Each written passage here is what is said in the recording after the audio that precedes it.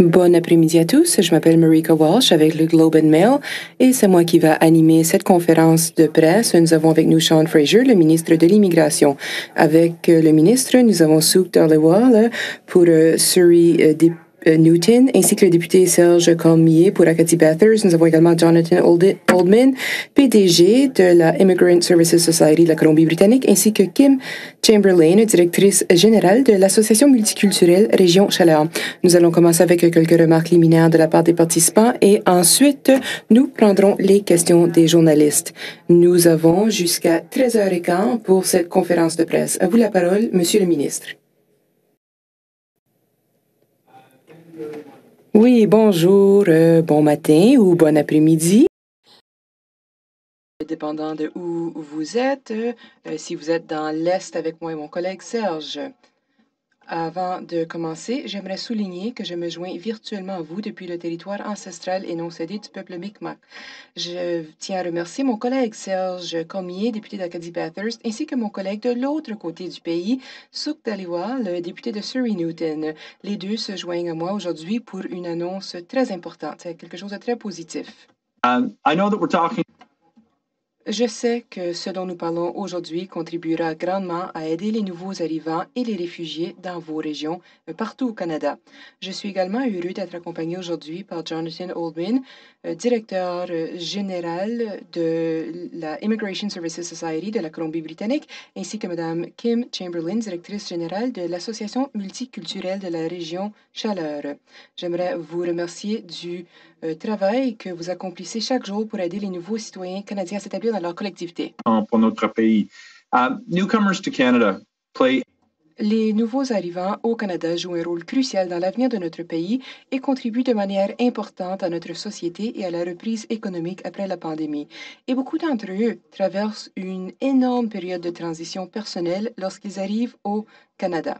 En d'autres termes, il s'agit souvent de la plus grande décision de leur vie et nous devons nous assurer qu'ils bénéficient de tout le soutien dont ils auront besoin pour s'installer dans leur nouveau foyer. Le Canada, notre pays, est un pays accueillant. Et, le Canada a toujours été fier d'ouvrir ses portes aux nouveaux arrivants et aux réfugiés des quatre coins du monde. Ces néo-Canadiens jouent un rôle crucial dans la réussite économique de notre pays, notre diversité, la richesse de nos communautés et notre prospérité future, surtout au moment où nous nous remettons de la pandémie COVID-19 et où nous peinons à combler les postes. Au cours des 2 dernières années, tout particulièrement, les migrants ont continué à jouer un rôle important pour aider le Canada à lutter contre la pandémie. Les nouveaux arrivants font partie de ceux qui travaillent aux premières lignes, dans les hôpitaux, dans les cliniques, dans la fabrication des aliments, dans l'industrie du transport. C'est dans cet esprit que je suis très heureux de donner le coup d'envoi de l'année 2022 avec une annonce positive et importante qui aidera à ceux qui ont déjà tant contribué à ce pays et ceux qui les suivront. Le Canada est un leader à l'échelle internationale en matière d'établissement et d'intégration. Il ne suffit pas de tout simplement installer les gens. Il faut assurer leur réussite une fois qu'ils arrivent. Alors, une grande partie de notre succès est due à un réseau incroyablement solide d'organismes d'établissement à travers le pays. Des gens qui travaillent sans relâche chaque jour pour aider les nouveaux arrivants à partir du bon pied et à se sentir chez eux au sein de leur nouvelle communauté. Ce travail se situe en première ligne du système d'immigration canadien. Année après année, la Immigration Services Society de la Colombie-Britannique et l'Association multiculturelle de la région Chaleur ont travaillé avec les nouveaux arrivants en Colombie-Britannique et au Nouveau-Brunswick en leur offrant le soutien et les ressources dont ils ont besoin pour commencer leur nouvelle vie au Canada avec confiance, afin de tirer parti de leur important travail et celui qui est accompli partout au travail. Je suis fière d'annoncer un investissement de 35 millions de dollars au cours des 3 prochaines années pour accroître la capacité de réétablissement et les services d'établissement dans les petites collectivités et les collectivités rurales du pays. Cela comprend 21 millions de dollars pour le programme d'aide au réétablissement qui aide à fournir des services immédiats et essentiels. Il y a aussi 14 millions de dollars pour le financement des services de gestion de cas afin d'aider les nouveaux arrivants vulnérables qui ont besoin d'un soutien important pour s'intégrer et avoir une plus grande autonomie dans leur nouvelle communauté. Cela comprend un projet pilote dans les prairies visant à renforcer la gestion de cas des francophones. Les services d'établissement et de réinstallation n'ont jamais été aussi essentiels que pendant la pandémie de la COVID-19, qui fait de la construction d'une nouvelle vie dans un nouveau pays un processus encore plus difficile. Notre gouvernement continuera d'investir dans les initiatives comme celle-ci pour aider les réfugiés pris en charge par le gouvernement et les nouveaux arrivants vulnérables à réaliser leur potentiel plus rapidement. Les organismes fournisseurs de services retenus aideront les réfugiés et les nouveaux arrivants à s'établir et à s'adapter à la vie au Canada. C'est grâce à ce nouvel investissement que nous allons aider les réfugiés pris en charge par le gouvernement des 9 autres petites et moyennes collectivités en Colombie-Britannique, en Alberta, en Manitoba et au Nouveau-Brunswick. J'aimerais maintenant aborder un autre sujet, l'Afghanistan.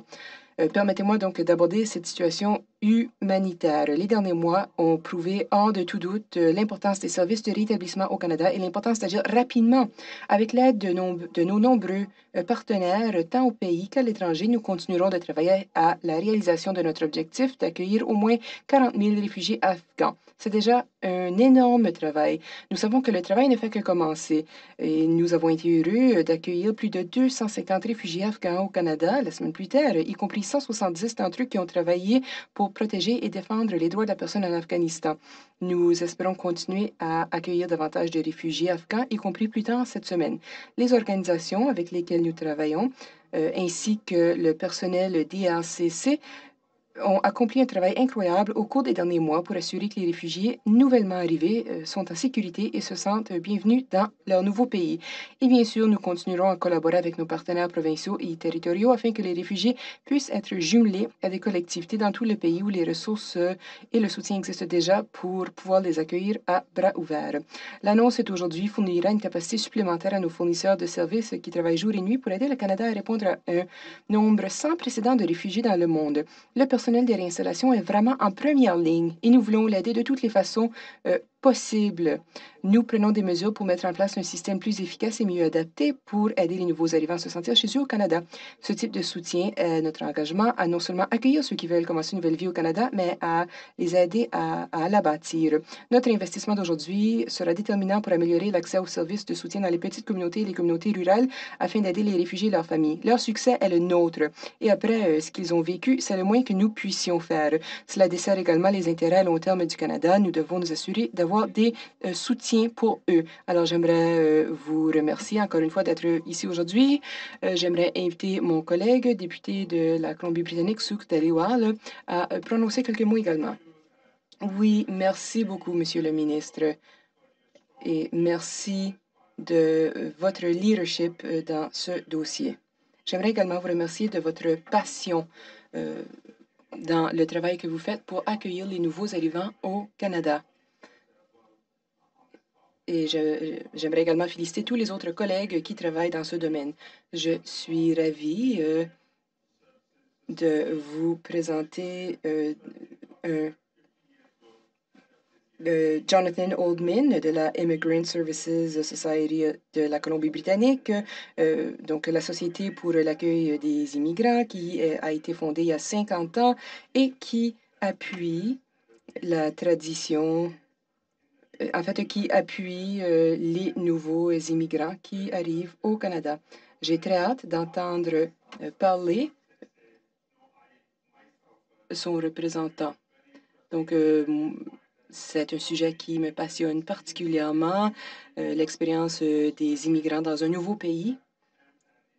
Moi aussi, bien sûr, je suis immigrant au Canada. Je suis arrivé à Calgary en 1984 après avoir obtenu mon diplôme d'ingénierie à Calgary. Je suis déménagée en Colombie-Britannique et là, depuis ce temps-là, je représente énormément de Canadiens immigrants, donc des gens qui profitent du travail fait par la Immigrant Services Society de la Colombie-Britannique. Alors, c'est vraiment, ça fait partie de l'expérience canadienne. S'il y a quelque chose qui fait en sorte que cette société ait beaucoup de répercussions positives, c'est la dignité et le respect que l'on offre aux immigrants, ces personnes qui ont des besoins uniques et toutes sortes d'aspirations. Alors, je suis ravie aujourd'hui de vous présenter le directeur général de la ISS, donc de cette société. Donc, il s'occupe de cette organisation depuis le mois de septembre pour bâtir l'expertise, pour continuer à bâtir l'expertise dans ce domaine. Donc, Monsieur le ministre, l'annonce que vous venez de faire est fantastique. Alors, il faut toujours entendre parler des gens qui profitent directement de ce financement additionnel pour aider les immigrants. J'aimerais donc, dans cet esprit, demander à Jonathan de nous parler un peu de qu'est-ce que cette annonce représente pour lui. Oui, merci beaucoup.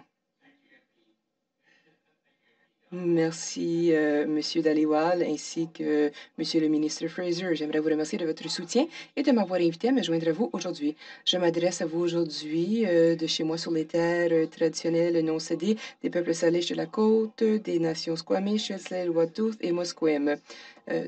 Comme on l'a déjà dit, cette année marque le 50e anniversaire de la Société des services à l'immigration. Donc, c'est du travail que nous faisons en étroite collaboration avec le gouvernement du Canada et l'IACC. Nous avons été les premiers à mettre en œuvre une gamme complète de programmes d'établissement dans cette province, allant des cours de la langue à l'emploi, en passant par le programme Liaison Canada, les aides à l'établissement multilingue et les programmes d'aide à la réinstallation. Nos équipes et nos bénévoles ont été à l'avant-garde de chaque mouvement de réinstallation humanitaire important en Colombie-Britannique au cours des 5 dernières décennies, en commençant par plus de 1400 Ougandais d'origine asiatique qui ont fui le régime d'Idi Amin en Ouganda à l'automne 72. En 2016, nous avons ouvert la première installation de ce type au monde, construite à des fins sociales pour les nouveaux arrivants à Vancouver, donc le centre d'accueil de la ISS, de notre Société de services aux immigrants. Alors, notre installation est en pleine activité alors que nous collaborons une fois de plus avec le gouvernement du Canada pour soutenir le dernier programme humanitaire, l'initiative spéciale pour l'Afghanistan. Depuis la fin du mois d'août 2001, nous avons accueilli près de 500 nouveaux arrivants réfugiés assistés par le gouvernement afghan, leur fournissant un soutien essentiel, notamment l'accès à un logement abordable.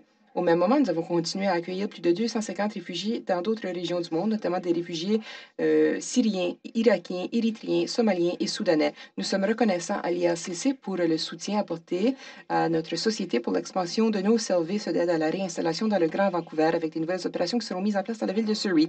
Cela fera une différence énorme.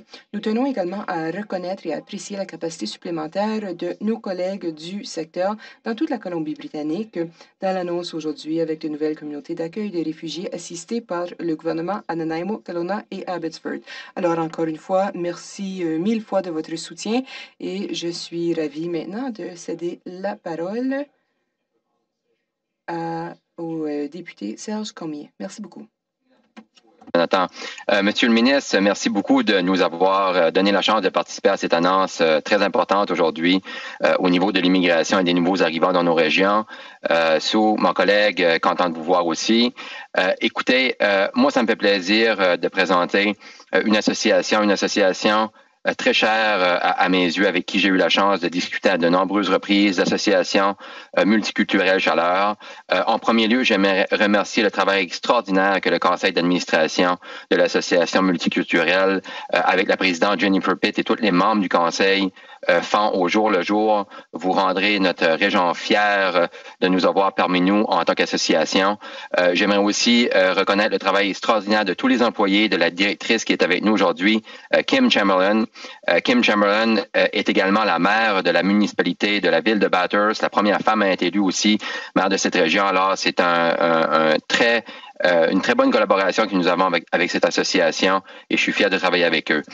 L'annonce aujourd'hui, Monsieur le ministre, comme vous le savez, est importante à plusieurs égards. L'association multiculturelle Chaleur, depuis 1976, a aidé de nombreuses familles à s'installer dans la région, mais aussi à s'intégrer dans une communauté.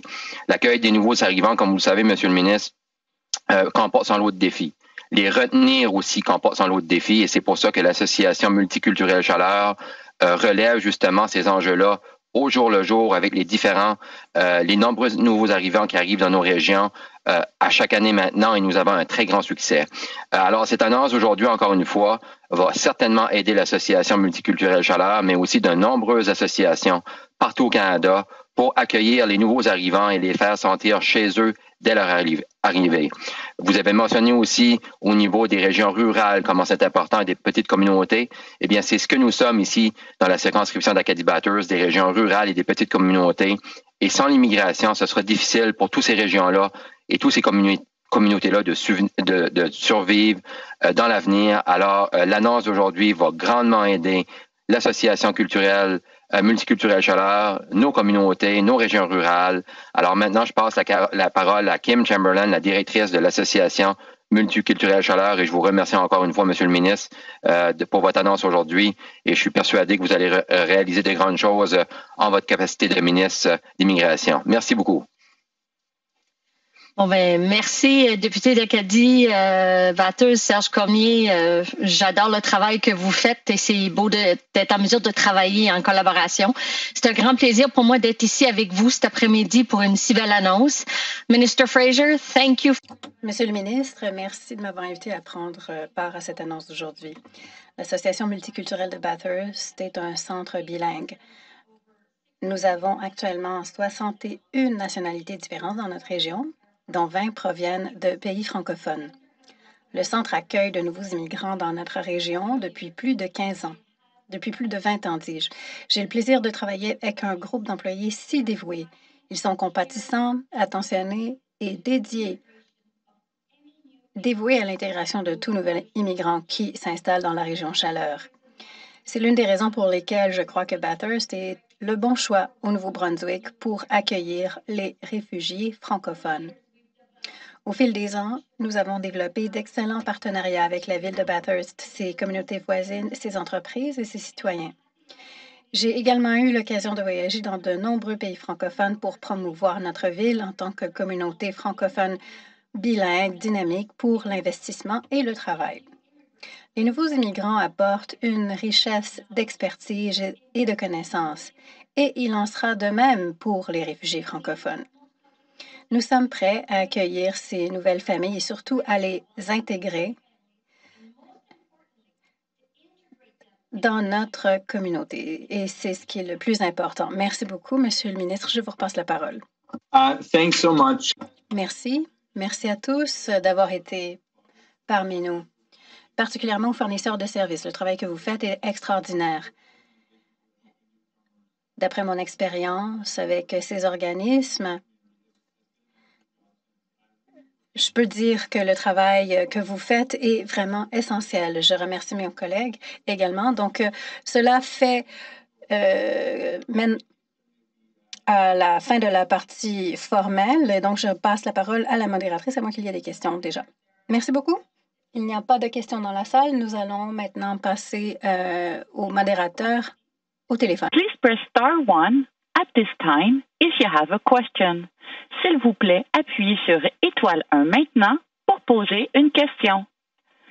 The first question is from, la première question est de Kevin Gallagher, CTV News. Please go ahead, à vous la parole. Hi there, Bonjour. Ma première question est pour le ministre.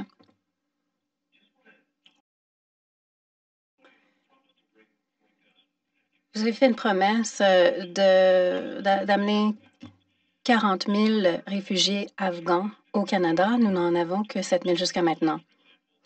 Certaines familles seront installées dans les pays limitrophes, à l'Afghanistan, au Pakistan, par exemple. Et donc, ces familles aimeraient savoir si les investissements d'aujourd'hui accéléreront le traitement de leurs demandes. Est-ce que le gouvernement canadien va remplir sa promesse de faire venir 40 000 réfugiés afghans au Canada? Réponse.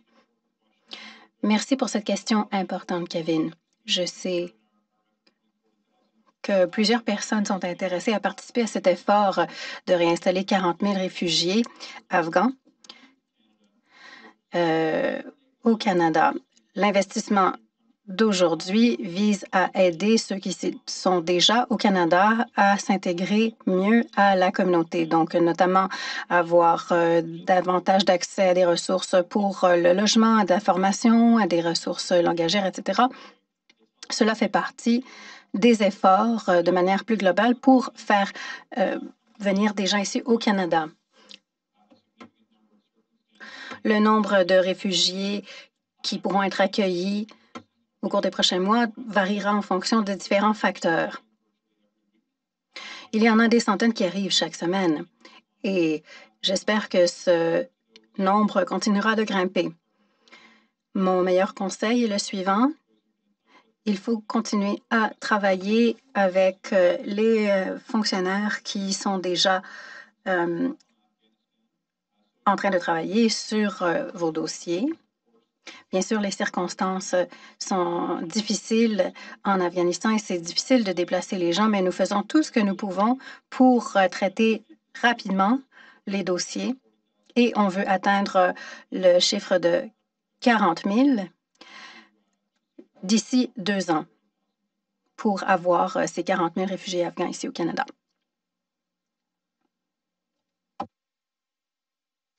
I'll take my phone. Je vais prendre ma question de suivi. Donc, voici ma question pour le ministre Fraser et les fournisseurs de services. L'investissement d'aujourd'hui vise à augmenter les ressources des plus petits centres dans les petites localités. Traditionnellement, les immigrants s'installent dans les grandes villes. Les petites communautés trouvent parfois difficile d'intégrer les immigrants à leur communauté. Qu'en pensez-vous? Réponse. Eh bien, je suis heureux de partager ma propre opinion, mais je pense que les gens sur le terrain vous offriront des commentaires plus éclairés. On ne se concentre pas sur les petites communautés et les communautés rurales précisément, mais cela inclut les communautés rurales et plus petites. J'ai vu la capacité qui a augmenté lorsqu'il a été de la question de l'accueil des réfugiés syriens. Chez nous, les histoires sont très connues.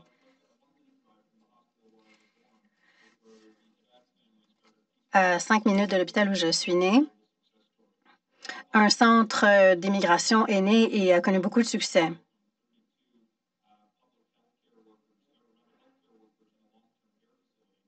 Il y a également un centre de soins de longue durée qui offre la possibilité aux aînés de notre communauté de rester à la maison. Donc, nous avons des grandes histoires de succès dans les petites collectivités.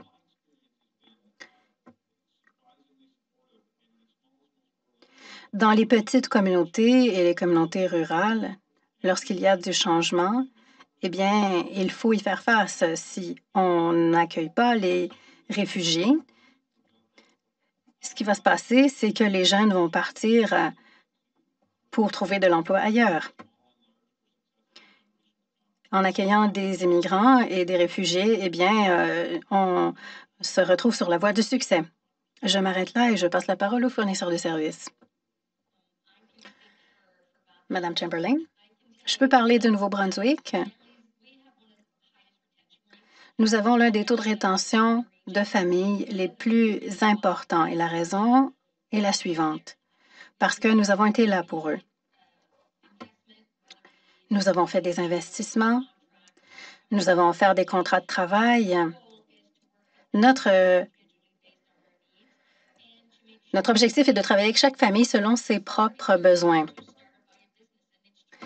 On peut les aider à acheter une entreprise, à trouver du travail. Sur notre rue principale, nous avons des entreprises détenues par des immigrants. Et les gens de la communauté se rendent compte qu'il faut garder les bras ouverts. Il y a des familles qui s'installent, bien sûr, en raison du travail.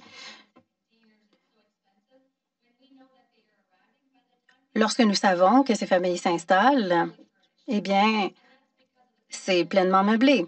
Et cela, c'est parce que les gens de la communauté offrent leur aide, disent, bon, on a 2 enfants et tout le monde participe.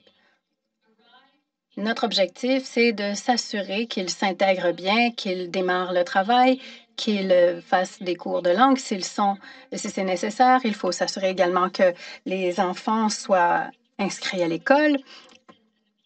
Et on veut s'assurer qu'ils soient bien intégrés avec le reste de la communauté. Et nous avons connu beaucoup de succès. Des familles choisissent de venir à Bathurst et dans la région avoisinante. Et cela en raison des efforts que nous avons déployés. Monsieur Cormier peut certainement en parler également. Parfois, c'est petit et ça devient grand. Yeah, thank you. I would add that J'ajouterais que l'annonce d'aujourd'hui se rapporte précisément à la région de Surrey, en Colombie-Britannique.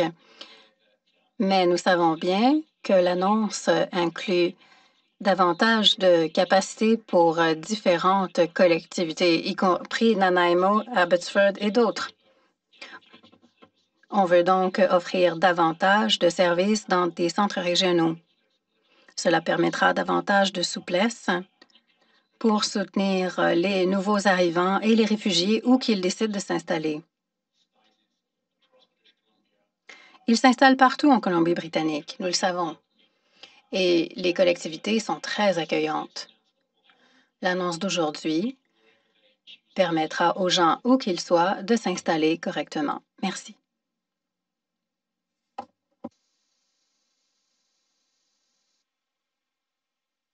Thank you. Merci. The next question is from. La prochaine question est de Sébastien Lachance, Acadie Nouvelle. Please go ahead. À vous la parole. Oui, ma question s'adresse à Mme Chamberlain. Je voudrais savoir exactement quelle part de l'enveloppe de 35 millions ira au centre multiculturel de notre région Chaleur. Et aussi, concrètement, sur le terrain, qu'est-ce qui change à partir d'aujourd'hui dans votre travail, dans vos services? Tant qu'à l'assiette fiscale, j'ai aucune idée. C'est pas certainement pas à moi à demander cette question-là. Pour nous, on se prépare comme qu'on est prêt maintenant, Monsieur Lachance. Probablement, on va avoir un employé d'extra et on va se planifier pour accueillir les premières familles qui vont probablement arriver d'ici ce printemps. Et oui, on est déjà là. Écoute, ça fait plusieurs années qu'on fait le travail. Donc, nous, c'est certain qu'on est un des centres qui était très intéressé à vouloir accueillir les réfugiés francophones parce qu'on est quand même une région qui est très français, mais bilingue aussi. Donc, c'est une belle opportunité pour eux. Nous, on rajoute des employés et on continue. Qu'est-ce qu'on fait maintenant?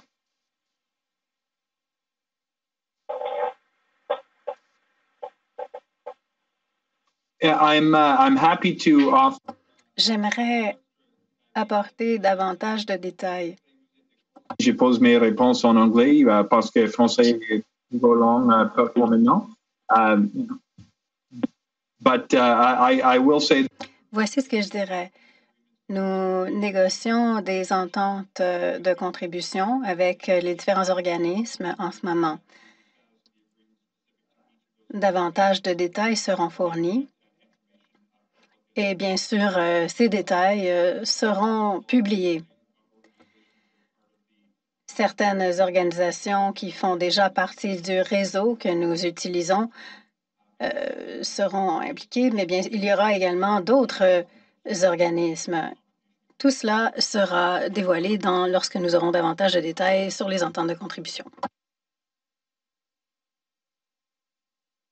Thank you. Merci. The next question is from. La prochaine question est de Omar Sachedima, CTV National News. Please go ahead. À vous la parole. Hi, good afternoon, everyone. Bonjour et bon après-midi. Monsieur le ministre, ma question est pour vous. Est-ce qu'on va octroyer des visas aux étudiants? Il y en a, je ne sais pas si vous avez entendu parler, il y a 50, il y a de nombreux étudiants qui sont pris dans un hôtel quelque part, qui pourraient être renvoyés en Afghanistan. Il y en a une cinquantaine qui sont des femmes qui pourraient devenir esclaves sexuelles si on les renvoyait. On ne peut pas partager les détails étant donné des questions de protection de la vie privée, mais ces personnes ont partagé leur histoire avec les médias. Ils sont devenus le visage public d'une crise dont vous avez parlé dans vos remarques liminaires. Ces personnes-là veulent des réponses. Pouvez-vous nous dire s'ils vont obtenir des visas? Je suis désolée de devoir vous redonner la même réponse que vous avez déjà eue. Si on parle de dossiers individuels sans le consentement des groupes particuliers pour partager ces informations, nous devons être très prudents. Je ne peux pas partager de l'information. Alors, je ne voudrais pas partager de l'information qui pourrait être utilisée par les talibans, par exemple, pour cibler les personnes les plus vulnérables, peu importe où ils se retrouvent au monde. J'aimerais cependant dire que les personnes associées avec les écoles Murphad qui sont venues au Canada sont bien installées au Canada. Je suis au courant de ce groupe dont vous avez parlé qui est coincé et je vais continuer à travailler avec les organisations partenaires pour qu'ils puissent se qualifier dans le cadre de nos programmes. Nous devons protéger l'intégrité du processus et nous devons permettre le plus de personnes possible que d'arriver le plus rapidement possible. Alors, et au fur et à mesure que les informations arriveront, nous les partagerons avec vous en temps opportun. Monsieur le ministre, par rapport au même groupe qui vous ont écrit le 22 novembre pour demander davantage d'informations et de précisions, ce sont les mêmes personnes qui ont tendu la main vers les médias. Alors, bon, vous parlez de protection de la vie privée, mais je ne suis pas certain qu'on puisse se cacher derrière cette justification-là, parce que ces organisations-là et ces jeunes femmes veulent des réponses. Alors, si vous voulez fournir davantage d'informations aujourd'hui, je suis certain qu'il y aurait des douzaines de ces jeunes filles qui sont coincées à Islamabad qui seraient ravies que vous puissiez partager ces informations. Il y a déjà 2 groupes qui sont arrivés au Canada, oui. Alors, je me demande, dans leur cas, comment est-ce que des visas ont pu être distribués si rapidement après que les talibans aient fait main basse sur le gouvernement au mois d'août, alors que pour les autres, il faut attendre très longtemps? Bon, il pourrait y avoir plusieurs différentes raisons. Après la chute de Kaboul, bien sûr, pendant un certain temps, on avait accès à un aéroport qui fonctionnait. Alors, il était possible pour nous de faire circuler de façon limitée certaines personnes. Mais maintenant que notre présence est beaucoup moindre en Afghanistan, c'est très difficile. Donc, l'aéroport qui est devenu beaucoup plus difficile. Toutes ces démarches sont devenues beaucoup plus difficiles. Alors, nous allons continuer à travailler avec les organisations partenaires afin de gérer ces dossiers dans les programmes pour permettre à ces personnes d'arriver au Canada le plus rapidement possible. Il y a des défis du point de vue de la logistique et des opérations, certes, mais nous voyons qu'il commence à y avoir des mouvements de façon de plus en plus régulière. Nous allons continuer à travailler là-dedans et nous espérons que ça fasse partie des efforts du Canada pour installer 40 000 réfugiés afghans au Canada.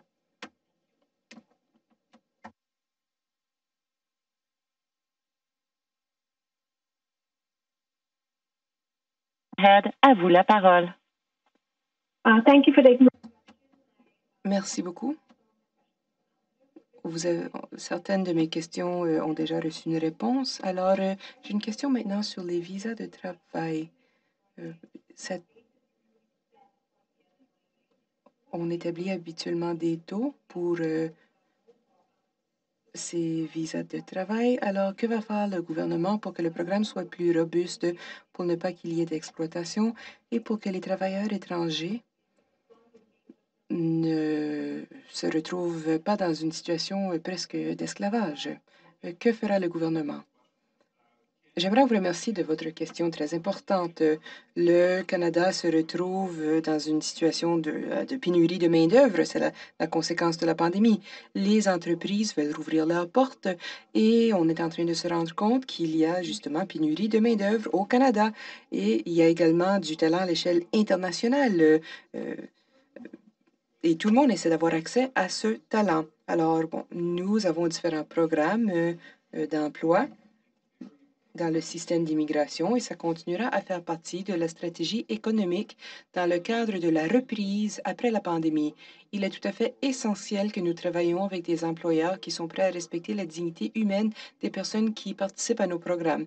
Nous allons travailler avec l'équipe de la ministre Qualtrough afin de mettre sur pied un système de confiance pour accélérer l'arrivée de ces travailleurs au Canada. Donc, les employeurs qui traitent ces travailleurs de façon respectueuses vont être nos partenaires.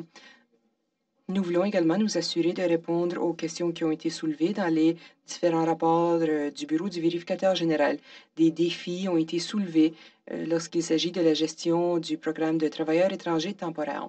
Alors, pour répondre à votre question, oui, on a l'intention de continuer à faire venir des personnes au Canada et ceux qui démontrent de bons comportements pourront profiter de ce programme. Nous allons réduire les délais bureaucratiques, par exemple, et on continue également à mieux appliquer l'exigence selon laquelle les employeurs doivent traiter les employés avec dignité et respect. Merci, Monsieur le ministre. Ma deuxième question maintenant sur les visas pour conjoints. Et on se plaint de très longues attentes. Je sais qu'il y a des retards en raison de la COVID et d'autres préoccupations. Pendant combien de temps est-ce que ce retard continuera? Pas seulement les visas pour les conjoints, mais également, qu'en est-il des personnes qui attendent d'autres papiers, d'autres documents dans le monde de l'immigration? Merci de votre question. Oui, il y a énormément de retard dans les cas et nous savons que derrière ces cas, il y a des personnes, des visages humains, des gens qui veulent venir travailler au Canada, qui veulent être réunis avec leur famille ou qui veulent venir au Canada pour des raisons humanitaires. Lorsque je vois qu'il y a des gens qui se font dire qu'ils doivent attendre puisque il y a trop de pression sur le système, je sais qu'il y a toujours des visages humains derrière tout cela. Le système d'immigration du Canada est à bout par suite de la pandémie de la COVID. Sûrement, vous comprendrez que c'est difficile lorsque votre pays demeure une destination de choix et qu'il y a, l'an dernier, en fait, que l'on continue d'accueillir des immigrants alors que la frontière est fermée. Comme vous pouvez vous l'imaginer, c'est complexe. Alors, on a parlé de 400 000 nouveaux d'établir 400 000 nouveaux immigrants. Alors, il fallait se concentrer sur des personnes déjà au Canada, étant donné la situation aux frontières. Alors, on a vu de plus en plus de demandes de personnes qui ne sont pas au Canada, mais qui voudraient y venir au même moment. On ne pouvait pas traiter ces dossiers aussi rapidement. Alors, nous sommes dans une position où nous avons un inventaire de cas en attente beaucoup plus élevé que jamais. Heureusement, récemment, on a eu un investissement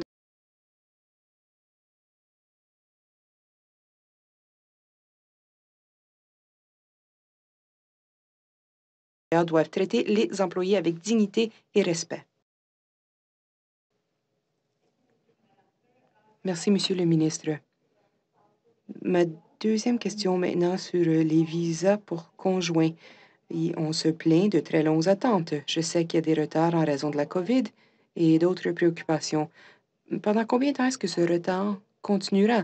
Pas seulement les visas pour les conjoints, mais également, qu'en est-il des personnes qui attendent d'autres papiers, d'autres documents dans le monde de l'immigration?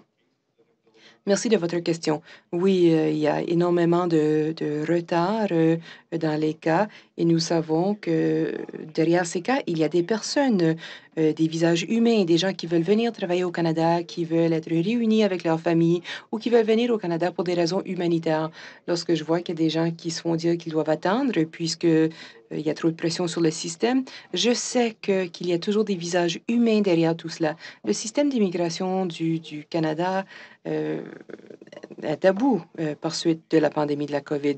Sûrement, vous comprendrez que c'est difficile lorsque votre pays demeure une destination de choix et qu'il y a, l'an dernier, en fait, que l'on continue d'accueillir des immigrants alors que la frontière est fermée. Comme vous pouvez vous l'imaginer, c'est complexe.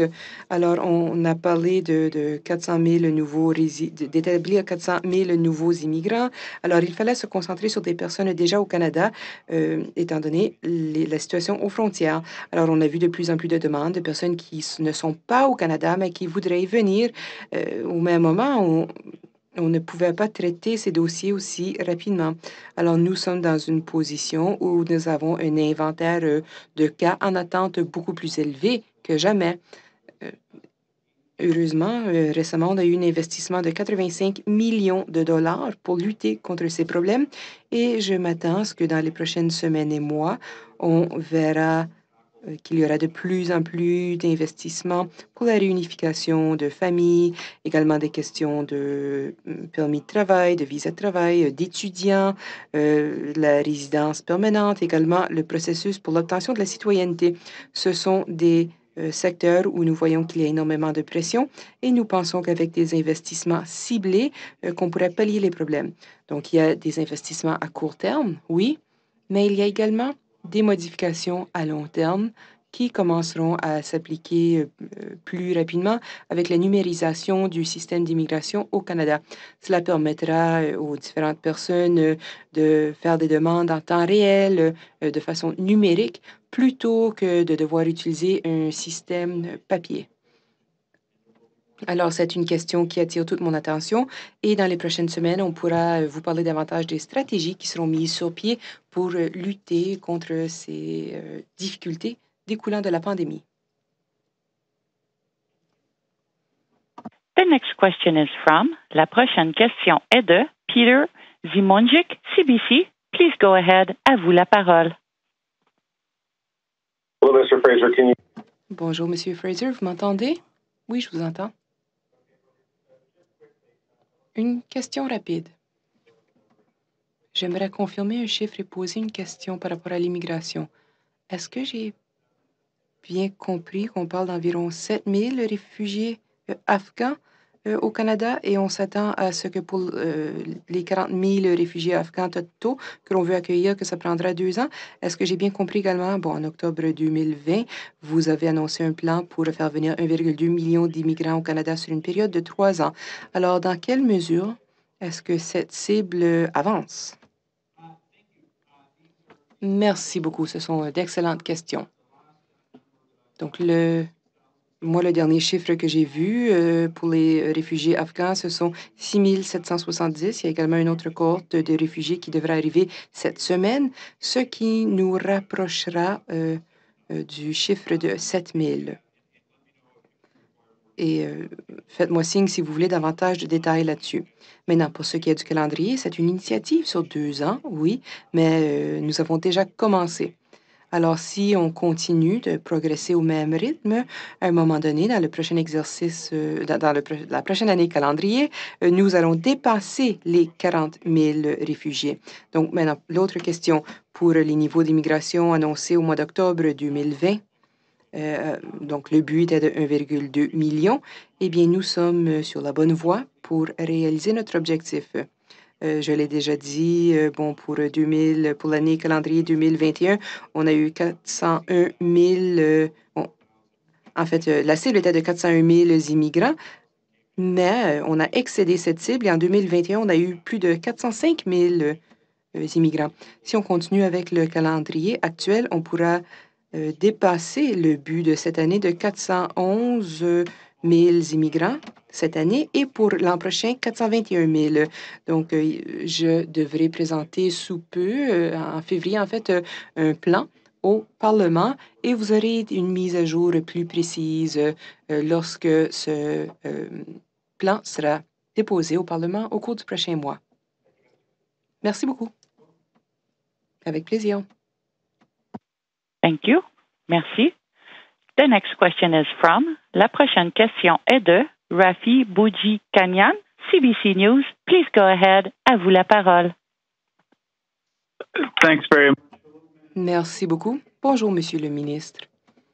Est-ce que vous pourriez nous parler un peu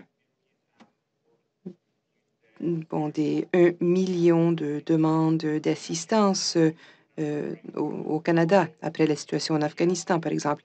Est-ce que ce sont tous des gens qui demandent le statut de réfugié? Et d'où viennent ces demandes? Est-ce que la majorité des demandes nous proviennent de l'Afghanistan? Est-ce que ce sont des personnes qui ont déjà quitté l'Afghanistan et qui se retrouvent dans d'autres pays en attendant d'arriver au Canada? Ce sont des gens qui cherchent à faire venir quelqu'un de l'Afghanistan au Canada. Cela étant dit, ce ne sont pas toutes des demandes officielles. Je suis certain qu'un nombre important de ces demandes ne sont pas officielles. Alors, on peut parler de personnes qui auraient envoyé un courriel à IRCC ou à Affaires mondiales, des gens qui disent qu'ils veulent participer au programme canadien. Il est possible également que certains de ces courriels représentent un cas individuel qui a été soulevé plus d'une fois. Alors, on ne parle pas nécessairement de 1 million de personnes, de 1 million de demandes distinctes. J'aimerais attirer l'attention sur les pressions auxquelles font face le système. Il y a 40 000 cas. Oui, mais bon, ce n'est pas moi comme ministre qui va choisir tel et tel groupe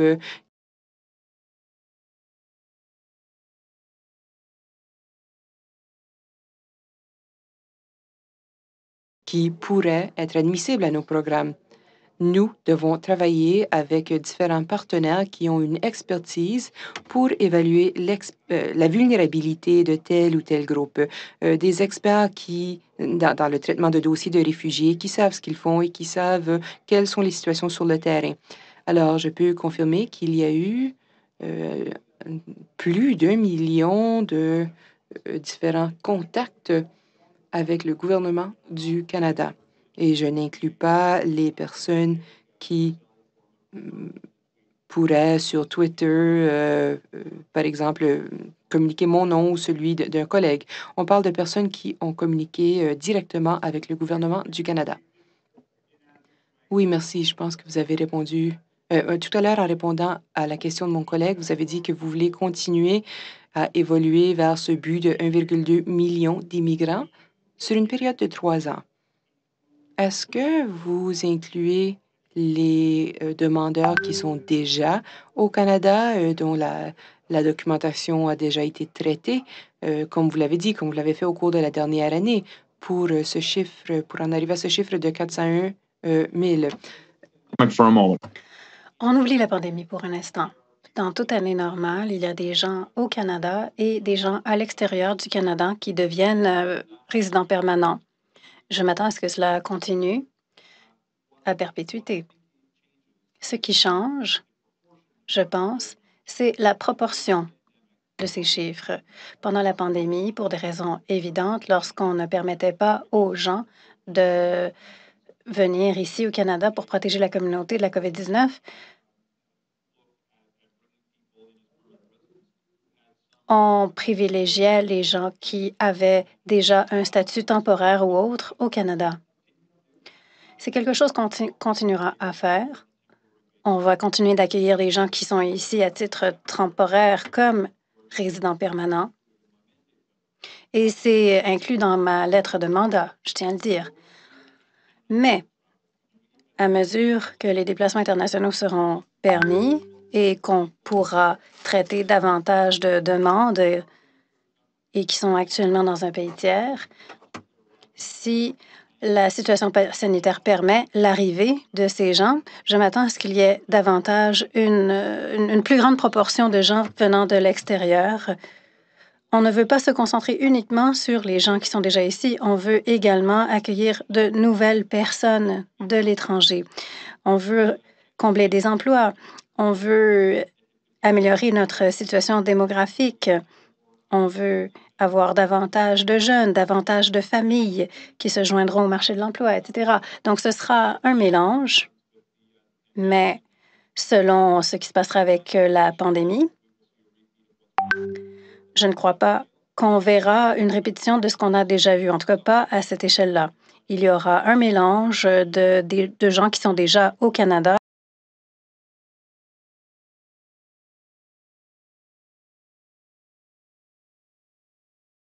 et de gens qui viendront de l'extérieur du Canada.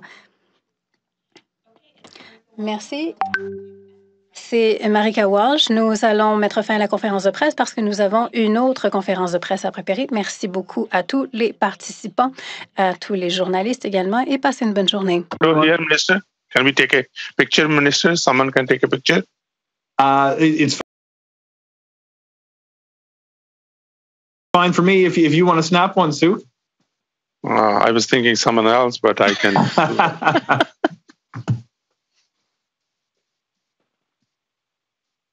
Okay, good. Thank you. Excellent. Thanks so much, everyone. Take care. All the best. Bye. All the best. Bye-bye.